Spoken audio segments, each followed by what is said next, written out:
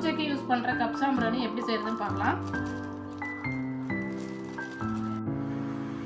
இதில் மரத்தூள், ஜிக்கெட்டு, எரா சாம்பிராணி, குங்குலியம் இது மாதிரி ஒரு 7-8 பொருள் சேர்த்துருக்கோம். இது தேவையான அளவுக்கு தண்ணி தெளித்து புட்டு மாவு பதத்துக்கு பிசைஞ்சிக்கணும். பாருங்கள், இந்த மாதிரி பதத்தில் பிசைஞ்சிக்கணும்.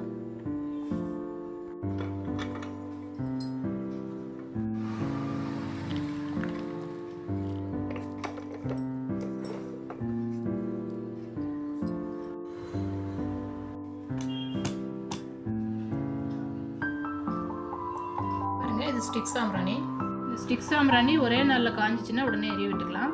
கப் சாம்பிராணி ஒரு நாள் இல்லாட்டி 2 நாள் நல்லா காயணும். அதுக்கப்புறம் ஃபில்லிங் வச்சு தான் எரிய வைக்க முடியும். ஃபில்லிங் பார்த்தீங்கன்னா சாம்பிராணி கம் பவுடர்லாம் ஆட் பண்ணி அது ஃபில் பண்ணி அதுக்கப்புறம் ஒரு நாள் காயணும். அதுக்கப்புறம் தான் எரிய வைக்க முடியும்.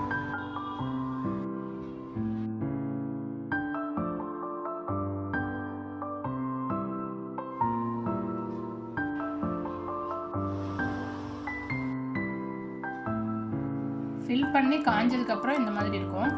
இதில் நிறைய ஃப்ராக்ரன்ஸ் இருக்குது. இப்போ எங்ககிட்ட சாண்டல் பிளாக் இருக்குது. எங்ககிட்ட இப்போது இந்த மாதிரி 12 பீஸ் ட்ரேவும் 24 பீஸ் பேக்கெட்டும் இருக்குது. 18 பீஸ் ஸ்டிக் சாம்பிராணி, ஒரு ஹோல்டர், அதோட பேக் பண்ண பாக்ஸ் எங்கள்கிட்ட இருக்குது.